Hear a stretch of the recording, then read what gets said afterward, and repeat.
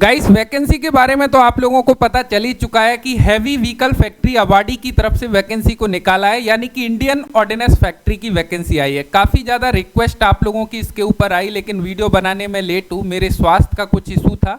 लेकिन चीज़ों को समझिएगा, एक्चुअल में वैकेंसी नहीं, आईटी स्टूडेंट्स के हाथ से एक डिपार्टमेंट चला गया है। आखिर मैं ऐसा क्यों बोल रहा हूँ, कंप्लीट चीज़ों को समझिएगा। काफ़ी सारे डाउट हैं इस वैकेंसी के रिगार्डिंग कई सारे स्टूडेंट्स को। क्या ये वैकेंसी टेन्योर बेस के बाद में फर्दर एक्सटेंडेबल होगा, आगे टेन्योर नहीं होगा, क्या सारा प्रोसेस है, सिलेक्शन प्रोसेस में इन्होंने चेंज किया है, तो क्या चीज़ें चल रही हैं, कंप्लीट चीज़ों को समझते हैं। यहाँ पर आप लोग देख सकते हो हैवी व्हीकल फैक्ट्री अवार्डी जो कि एबीएनएल की एक यूनिट है, उसकी वैकेंसी यहाँ पे निकाली है। क्लियरली ऊपर देखोगे engagement of personal under fixed tenure contract, and यहाँ पर आप लोगों को एडवर्टाइजमेंट नंबर मिल जाता है। अब यहाँ पर थोड़ा सा समझिएगा, आर्म्ड व्हीकल निगम लिमिटेड की तरफ से वैकेंसी है, डिफेंस पीएसयू वैकेंसी निकाली है हैवी व्हीकल फैक्ट्री अवार्डी ने।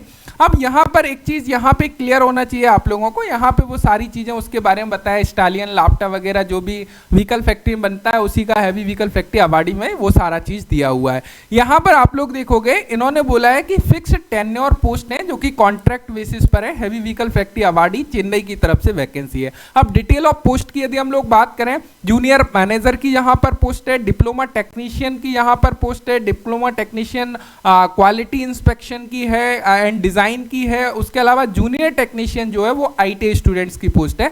जैसे कि ब्लैक स्मिथ की यहाँ पर आप लोग देखोगे टोटल 5 पोस्ट हैं, इलेक्ट्रीशियन की 35 पोस्ट हैं, वहीं पर फिटर इलेक्ट्रॉनिक्स की बात करें 10 पोस्ट हैं, फिटर जनरल की बात करें 69 पोस्ट हैं, एंड फिटर ऑटो इलेक्ट्रिक की बात करें यहाँ पर 7 पोस्ट हैं, फिटर एबीएफ की बात करें यहाँ पर 20 पोस्ट हैं, मिलराइट की यहाँ पर 5 पोस्ट ओपन करी है, मशीनिस्ट की यहाँ पर 40 पोस्ट हैं। तो कुल मिलाकर नंबर ऑफ पोस्ट तो इन्होंने काफ़ी अच्छी दी हैं, बाकी अदर ट्रेड की भी पोस्ट है। टोटल जो वैकेंसी है वो 271 पोस्ट है, जो कि काफ़ी अच्छी पोस्ट है। लेकिन यहाँ पर भी कोई दिक्कत नहीं है। अभी आगे यदि हम लोग देखें, यहाँ पर जो भी फिजिकल हैंडीकैप्ड कैटेगरी है उनकी कैटेगरी यहाँ पर दी है कि किसके लिए कौन सी वैकेंसी क्या है, तो वो यहाँ पर आप लोग देख सकते हो। अब क्वालिफिकेशन एंड एक्सपीरियंस की यदि हम लोग बात करें तो यहाँ पर यदि जूनियर मैनेजर डिज़ाइन की हम लोग बात करें, first class degree in engineering design में या टूल इंजीनियरिंग में है, अप्लाई कर सकते हो। एमटेक वाले वो सारे लोग यहाँ पर अप्लाई कर पाएंगे। Minimum 2 year post professional qualification experience भी होना चाहिए।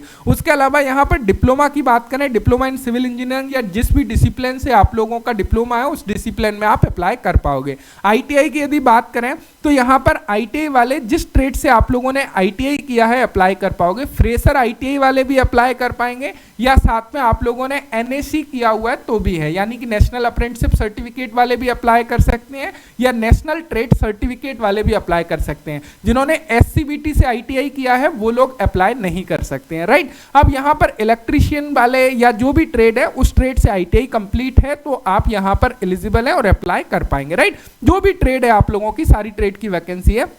अब यदि हम लोग देखने लगे एज लिमिट, जैसा कि हम लोगों ने पहले ही क्लियर किया था कि यदि हम लोग पीएसयू की बात करें एज लिमिट आप लोगों की रिड्यूस होने वाली है। यहाँ पर 28 ईयर जो है अपर एज लिमिट रखी है, वहीं पर रिलैक्सेशन मिल जाएगा।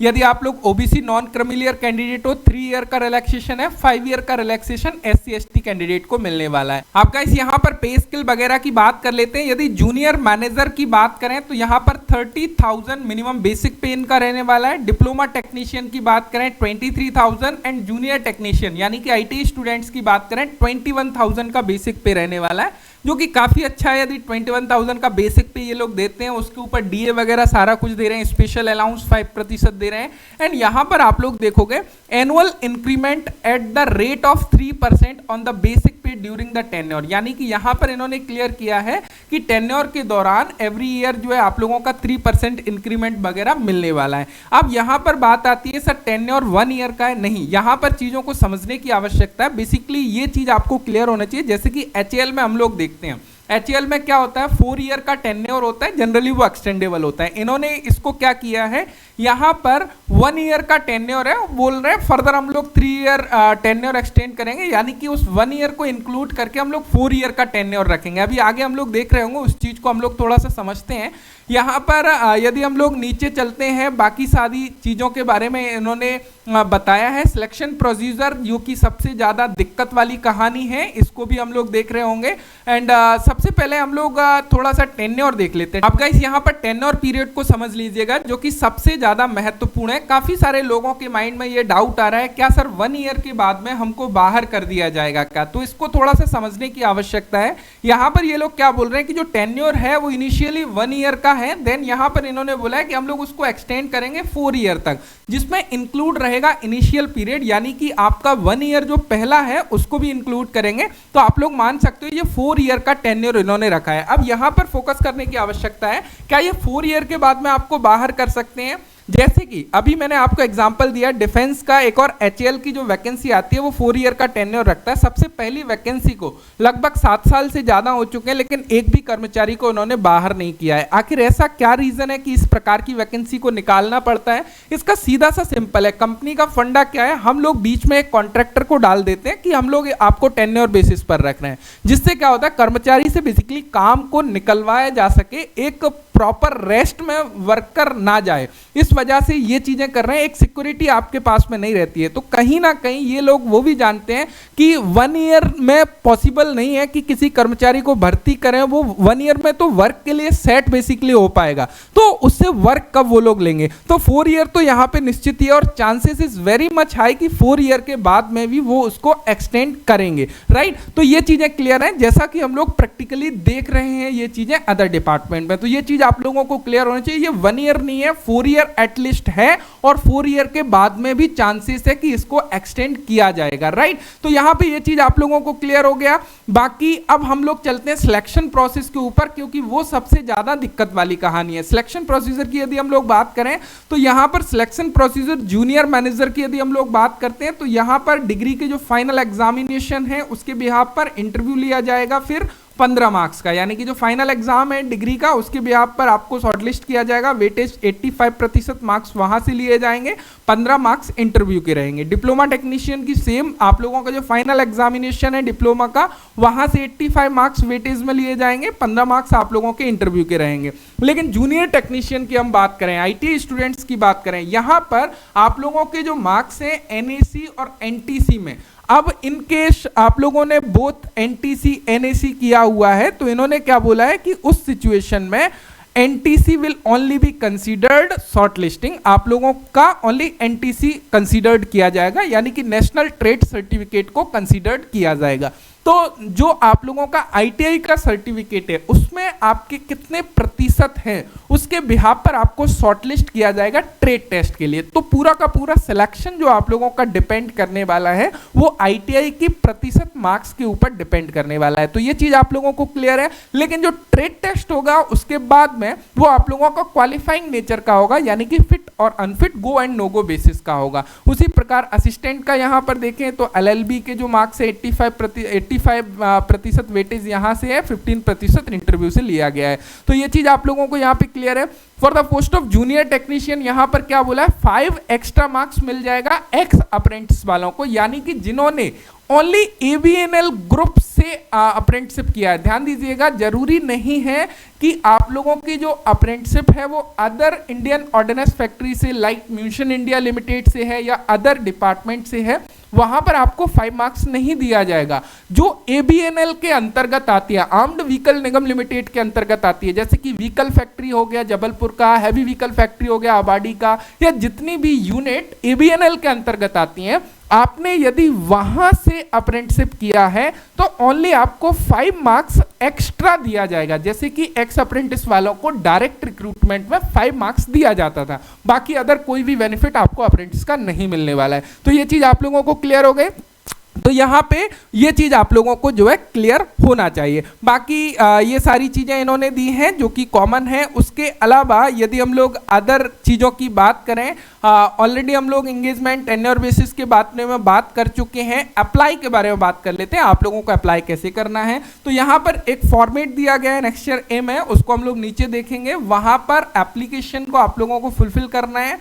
स्कैन सेल्फ अटेस्टेड कॉपी आप लोगों को लगाना है, एज प्रूफ हो, क्वालिफिकेशन है, एक्सपीरियंस है, एंड यहाँ पर आप लोगों को एक्सपीरियंस में वो सारी चीज़ें डालना है। और यहाँ पर आप लोगों को क्लियर बोला गया है कि ओनली थ्रू ऑर्डिनरी पोस्ट के द्वारा आपको भेजना है। यहाँ पर ये एड्रेस दिया गया है, इस एड्रेस पर आप लोगों को भेजना है। 21 डेज में जो है पब्लिकेशन के 21 डेज के अंदर जो है आप लोगों का पहुंच जाना चाहिए। इसको पब्लिश हुए 3 to 4 डेज ऑलरेडी हो चुके हैं, वीडियोस ऑलरेडी लेट है। एप्लीकेशन फी की थोड़ा सा बात कर लेते हैं। 300 रुपीज एप्लीकेशन फी होगी थ्रू SBI कलेक्ट के माध्यम से। SBI कलेक्ट में आप लोगों को जाना है और PSU सिलेक्ट करना है, पब्लिक सेक्टर अंडरटेकिंग। वहां पर आर्म्ड व्हीकल निगम लिमिटेड तमिलनाडु को सिलेक्ट करना है, पेमेंट कैटेगरी HBF को सिलेक्ट करना है, fix tenure contract application fee को सिलेक्ट करना है, देन वहां से आपको पेमेंट करना है। कैसे करना है मैं एक बार बता देता हूं जिससे कि चीजें क्लियर हो। आपको सिंपल जाना है SBI कलेक्ट में। SBI कलेक्ट में हम लोग चले जाते हैं। देन SBI कलेक्ट में जाने के बाद में यहाँ पर हम लोग SBI कलेक्ट में जाते हैं एंड यहाँ पर हम लोगों को PSU पब्लिक सेक्टर में जाना है। पब्लिक सेक्टर में जाने के बाद में उसके बाद में यहाँ पर बोला गया है पब्लिक सेक्टर में जाने के बाद में आपको सिंपल आर्म्ड व्हीकल निगम लिमिटेड तमिलनाडु को सर्च करना है। तो यहाँ पर हम लोग आर्म्ड व्हीकल निगम लिमिटेड तमिलनाडु को सर्च कर लेते हैं। यहाँ पर सिंपल आर्म्ड व्हीकल निगम लिमिटेड तमिलनाडु। तो यहाँ पर जैसे ही मैंने स्टेट को फिल्टर किया तमिलनाडु, टॉप पर आपको मिल जाता है आर्म्ड व्हीकल निगम लिमिटेड तमिलनाडु। सिंपली आपको इस पर क्लिक करना है। जैसे ही आप लोग क्लिक करोगे पेमेंट कैटेगरी को आपको चूज करना होगा। तो पेमेंट कैटेगरी में आप लोगों को ABNL recruitment fee I think they रहा है। तो यहाँ पर हम लोग एक बार और क्रॉस चेक कर लेते हैं। यहाँ पर आप लोग देखोगे उसके बाद में पेमेंट कैटेगरी में हैवी व्हीकल फैक्ट्री HBF हमको सिलेक्ट करना है। यहाँ पर आप लोगों को मिल जाता है HBF fix tenure contract application fee. तो यहाँ पर आप लोगों को सिलेक्ट करना है HBF fix tenure contract application fee पर जैसे ही आप लोग सिलेक्ट करोगे यहाँ पर आपको application name, father's name, mobile number, post applied for, category डालना है, डेट ऑफ बर्थ डालना है, अमाउंट डालना है, देन आपको आगे प्रोसेस करना है। तो ये चीज़ें यहाँ से आप लोगों को प्रोसेस करके रिसिप्ट मिलेगी, उसको आपको साथ में जो है भेजना पड़ेगा। तो ये चीज़ जो है आप लोगों को क्लियर होना चाहिए। तो ये सारा प्रोसेस आप लोगों को करना है। नीचे यहाँ पर फॉर्मेट दिया गया है, तो यहाँ पर मिल जाता है आप लोगों को फॉर्मेट। इस फॉर्मेट को टोटल फिल करना है, अपने डॉक्यूमेंट को सेल्फ अटेस्टेड करना है और इसको जो पता दिया गया है, जो एड्रेस दिया गया है, उस पर ऑर्डिनरी पोस्ट के माध्यम से सेंड कर देना है। तो जो भी स्टूडेंट्स के अच्छे प्रतिशत मार्क्स हैं उनके होने के यहाँ पे चांसेस हैं। तो मुझे उम्मीद है कि ये जानकारी आप लोगों को मिल गई होगी। जो भी डाउट था वो डाउट जो है क्लियर हो गए होंगे। मेरे साथ में थोड़ा सा स्वास्थ्य का प्रॉब्लम चल रहा है बेसिकली, इस वजह से वीडियोस जो है नहीं आ पा रहा है। So thank you so much video देखने के लिए। Thanks for watching and bye bye.